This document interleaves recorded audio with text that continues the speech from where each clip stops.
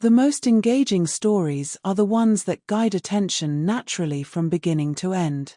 Today, how to create connected storytelling layouts, open Canva, and create a 1080 by 1080 square canvas. Begin with a soft gray background and apply a subtle gradient for depth.